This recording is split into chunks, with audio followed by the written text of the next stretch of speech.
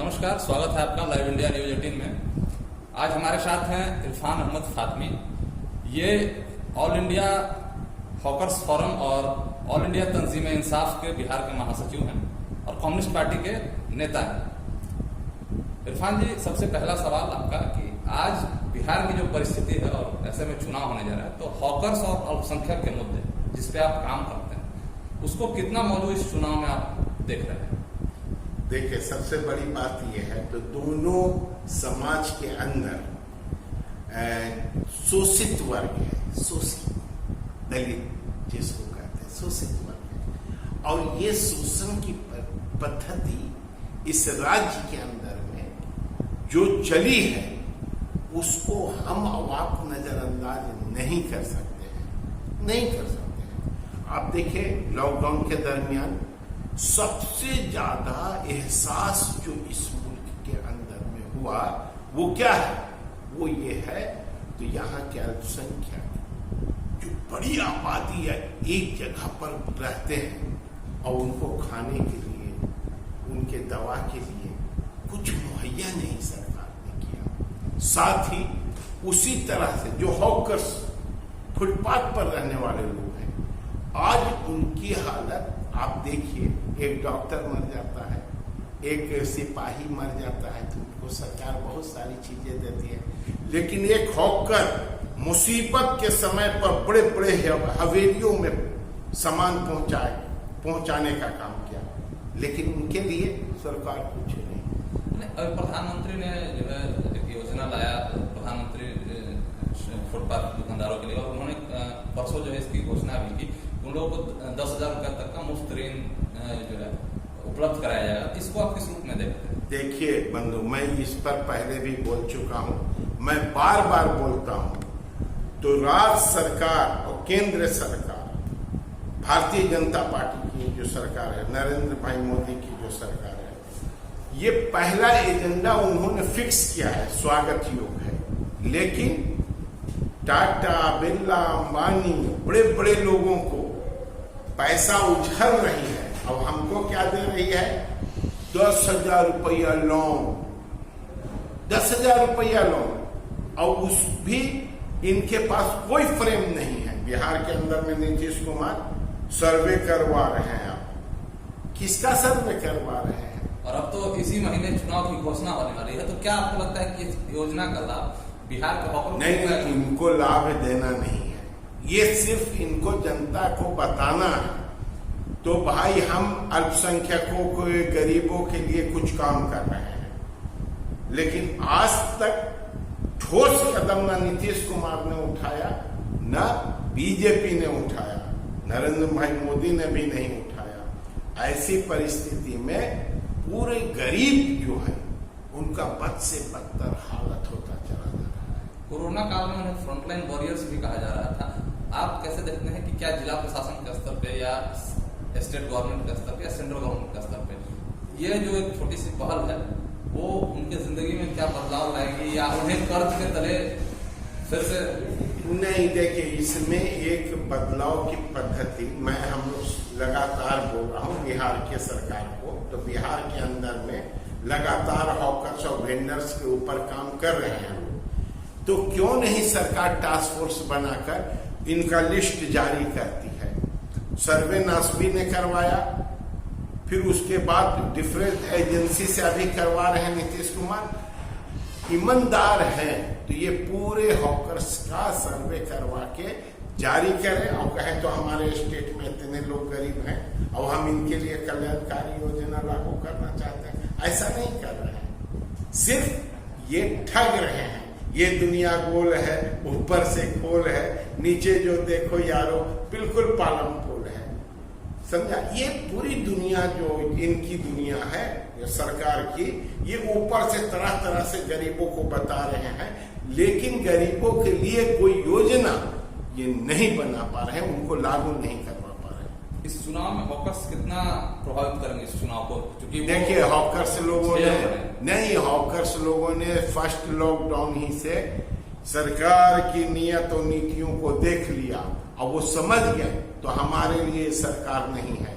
ये सरकार न है अमानवीय तौर तरीका का है, मानवीय मूल्य को नहीं जानता है, गरीबों के ऊपर लाठी बरसाया। आप देखे होंगे फेसबुक पे और एक पेपर में भी निकला, गरीबों को, ठेला वाले को, रिक्शा वाले को मार मार के लोग चमड़ी उठार दिया। और उसी का भी नतीजा है बंधु, तो दिल्ली से पैदल चला गया। उसी तरह से जैसे पुराने कालों में दिल्ली से दौलताबाद और दौलताबाद से दिल्ली कर रहे थे, वैसे गरीब बिहार, बाहर से बिहार आए और बिहार से फिर गरीब बेचारे लदा के जा रहे हैं। सरकार क्या किया? कुछ नहीं किया। इनसे उम्मीद की कोई तो दावा है कि हम जो है 10 लाख रोजगार डेली दे रहे हैं। कहाँ है रोजगार? आकाश में है।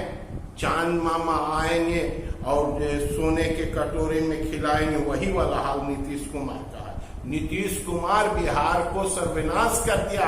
सिर्फ गरीब लोग नहीं बोल रहा है, अपर कास्ट के लोग भी बोल रहे हैं। उनको पता चल जाएगा आने वाले वक्त में। आप कैसे देखते हैं एक अल्पसंख्यक एक्टिविस्ट के रूप में इस बिहार विधानसभा के चुनाव को, जब 15 साल नीतीश कुमार का और 15 साल लालू प्रसाद यादव का, अल्पसंख्यकों की इस 30 साल में कहाँ गए अल्पसंख्यकों की भारतीय डेमोक्रेसी में हाल बहुत खराब हो गया है। नड्डा जी ये बुरी हवा, न बीजेपी और संघ परिवार वाले हमको जिस किस्म से मान रहे हैं और देख रहे हैं, ये सेकुलर कथाकथित पार्टी जो है नीतीश कुमार और उनके हम ख्याल लोग, चिराग पासवान जैसे लोग, ये भी हमको उसी किस्म से देखते हैं। उनको सिर्फ हमारे गैर राजनीतिक होने का उनको अंदर से खुशी है। तो ये बड़ा तबका गैर राजनीतिक हो जाए, राजनीति से अलग हो जाए, वो बहुत अच्छा होगा। इसीलिए ऑल इंडिया तंजीम इंसाफ जो हम लोग चलाते हैं, हम लोगों का क्या कहना है? हम लोगों का कहना है तो हसरत मोहानी के वो सपने को साकार करेंगे और भारत को एक मजबूत धर्मनिरपेक्ष लोकतांत्रिक शक्ति बनाएंगे। और इसीलिए ये संघ परिवार के लोग और ये कथाकथित जो सोशलिस्ट लोग हैं, ये लोग नाराज रहते हैं हम लोगों से। अब हम लोग इस लड़ाई को लड़ेंगे। विधानसभा चुनाव में आपके मुद्दे क्या होंगे और देखिए ऐसी रणनीति आप लोग? हमारा मुद्दा साफ है। हम इस देश से जो गैर मानवीयता सरकार है, जो मानवता को खत्म करने वाली सरकार है, उसको हम खत्म करेंगे और इंसानियत को बचाएंगे। बिहार का हो रहा है, इसमें केंद्र के मुद्दे कितने हावी हैं? केंद्र अलग नहीं होता है, समझा। सिक्का के दो पहलू हैं।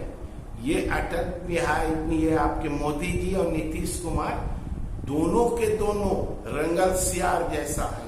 एक जो बड़ा मुद्दा था अभी कोरोना काल के जस्ट पहले जो मार्च तक छाया हुआ था, एनआरसी, सीए और एनपीआर, तो नीतीश कुमार ने एनपीआर पे अपना स्टैंड लिया है।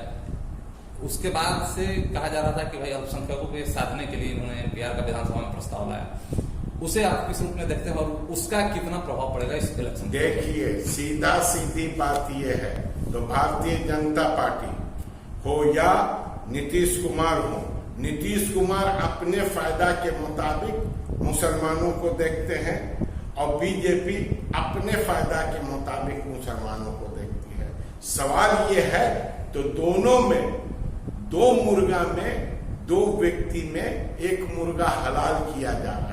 नीतीश कुमार सेकुलर कह के मुसलमानों को हलाल कर रहे हैं और बीजेपी कॉमनर अपने आप को समझ के मुसलमान को हलाल कर रही है। पहले रोजगार और न्याय की बात कर रहे हैं दोनों। कोई भी एक ठोस नतीजा बता दे नीतीश कुमार, जो हम यहाँ अल्पसंख्यकों के लिए कुछ किया, मुसलमान करेंगे कर रहे हैं। डेमोक्रेसी में रास्ता है बंधु, भारत की जमहूरियत, भीमराव अंबेडकर का रास्ता, मौलाना हसरत मोहानी का रास्ता, आजाद भारत में जो कुर्बानी लोगों ने दिया है उनका रास्ता हमको एक नया जमहूरियत मिजाज बनाने के लिए, एक नया सोच देने के लिए हमको प्रेरित कर रहा है। और हम एक रास्ता भारतीय जमहूरियत में, बिहार की जमहूरियत में निकालेंगे और इस देश को बचाने का काम करेंगे। कितने सीटों पे आप लोग इस बार तैयारी कर रहे हैं कि आपका सीधा हस्तक्षेप होगा अल्पसंख्यकों का खासकर? नहीं, हमारा तो देखिए, हम सीधा सीधी पूरे बिहार के अंदर हम लोग हस्तक्षेप करेंगे और बिहार के अंदर मजबूती से हस्तक्षेप करेंगे और वाम जनवादी ताकत जो मजबूत है हम उनके लिए कुछ काम करेंगे और पूरे राज्य में उनके प्रचार प्रसार के लिए सिर्फ प्रचार करेंगे या इलेक्शन में लड़ेंगे? लेकिन लड़ने का बात यह है हम लोग कोशिश करेंगे तमाम पार्टियों से तो अल्पसंख्यक को हर स्तर पर जिस किस्म से संघ परिवार के लोग नजरअंदाज कर रहे हैं सेकुलर पार्टी उस किस्म से नजरअंदाज नहीं कर रही है और अल्पसंख्यकों की भागीदारी होगी और इसमें कितने प्रतिशत वो पार्टी के लोग हैं कुछ समझेंगे अपना कि इसको कितना प्रतिशत मिलता है। आप लोगों का क्या कुछ रहेगा कि भाई नहीं हम लोग भी करेंगे हम लोग भी अल्पसंख्यकों के लिए तो लगातार देखिए कम्युनिस्ट पार्टी तो लगातार अल्पसंख्यकों के बारे में सोचती है हम उनके लिए काम करते हैं और जो मेरे साथ हरीफ पार्टियां हैं वो मजबूत अल्पसंख्यकों की भूमिका इस राज्य में अदा करवाती हैं। हम लोग ये जानते हैं दूसरे लोग भी जानते हैं इसलिए सवाल हमारे साथ नहीं है सवाल बीजेपी के साथ है जेडीयू के साथ है वो कितने अल्पसंख्यकों को उम्मीदवार बनाएंगे। हम लोग तो अल्पसंख्यक दलित बैकवर्ड आदर्श धर्मनिरपेक्ष लोकतांत्रिक ऊंचे तबके के लोग इनके हितों की लड़ाई करते हैं इस राज्य को खूबसूरत बनाने की बात करते हैं। हम लोग तो उनके जैसा कॉमनर लोग है नहीं जो नस्ल और जात के नाम पर हिंसक मामला को उठा के अपना काम कर। एक अंतिम सवाल दोनों के शासनकाल में 15-15 वर्ष होगा एक ऐसा सवाल जो अभी तक जिंदा है क्या है? देखिए सबसे बड़ी बात यह है डाउन टू पीपल्स को न्याय हम आप जीवन में करोड़ों अरबों रुपया कमाते हैं और न्याय नहीं मिलता है तो वो पैसा कुछ नहीं है। विकास ही खूब कर रहे हैं लेकिन जब गरीबों के माथे पर लाठी पड़ता है तो वो विकास की अवधारणा बेकार है। बेरोजगारों की बेरोजगारी नौजवान टाई हुई लगाए हुआ है जींस पहन के हीरो के जैसा चल रहा है अब वो बेरोजगार है तो सब उसका हीरोगिरी बर्बाद है। इसलिए हम कहते हैं सबसे पहले रोजगार और न्याय की बात होनी चाहिए इस राज्य के अंदर में हम उसी की वकालत करूंगा। चलिए आज के लिए इतना ही। आप हमारे चैनल से जुड़े इसके लिए शुक्रिया।